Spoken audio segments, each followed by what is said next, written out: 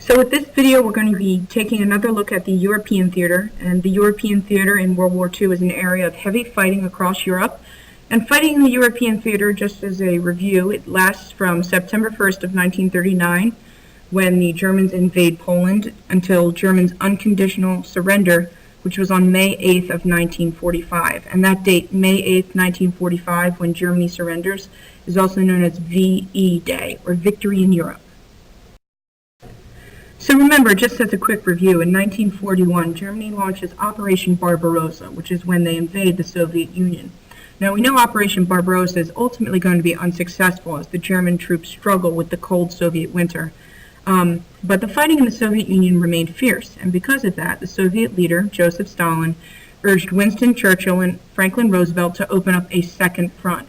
Essentially, they wanted America and Great Britain to attack Germany in Europe, over in Western Europe, so that some German troops would have to be taken out of the Soviet Union, where they were really devastating Joseph Stalin's army, and they would have to be redirected over towards Western Europe to fight against the British and the Americans.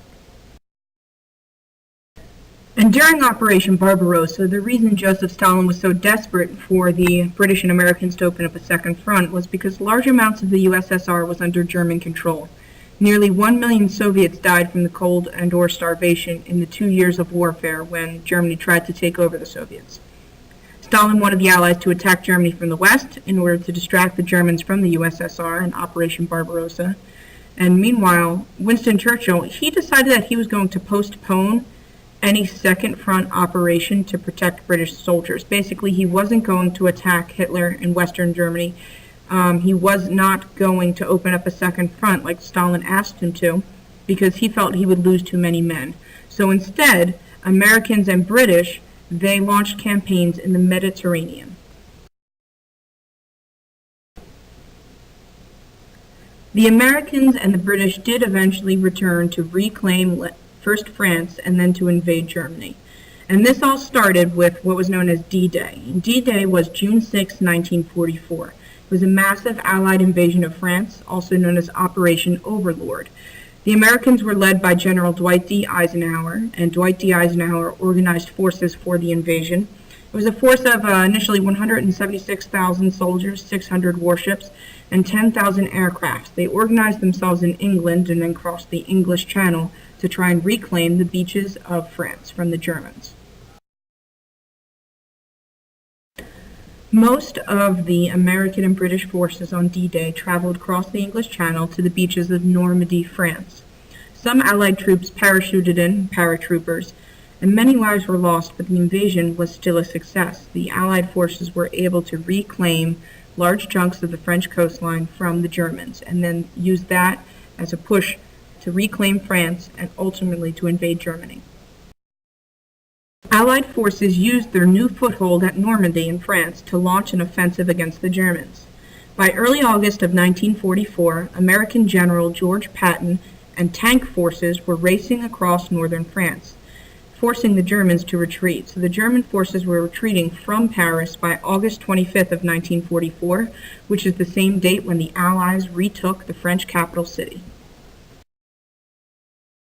And by this point, August of 1944, it was clear that the German war effort was definitely losing steam, and it was happening on both sides of the German Empire. On the western side, they were losing land in France, and on the eastern side, the Soviet forces were advancing on Germany from the east.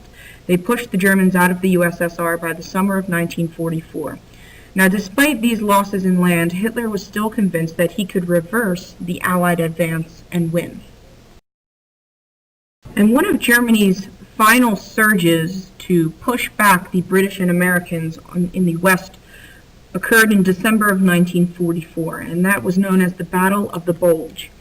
And it was when the Germans cut through the center of American lines, basically pushed back the middle part of a line of American troops, and they created what looked like a bulge. So the Allies pushed back to stop the Germans in March of 1945, and eventually the Allies crossed the Rhine River near the border of France and Germany, and the Allied troops entered Germany. By that point, German cities were ready to surrender. German cities had been under repeated Allied air attacks. As the Americans had covered from the Battle of the Bulge and were pushing into mainland Germany, the Soviet troops pushed into Berlin from the eastern side. May 7, 1945 was the day that the German troops surrendered, initially to the Soviet troops that had reached Berlin. This is known as VE Day, or Victory in Europe Day, and it's celebrated on May 8th in the US and Great Britain, and on May 9th in the USSR. And this marked essentially the end for Europe's fascist dictators, both Hitler and Mussolini. Hitler committed suicide in Berlin, while Mussolini was shot by Italian resistance fighters in Italy.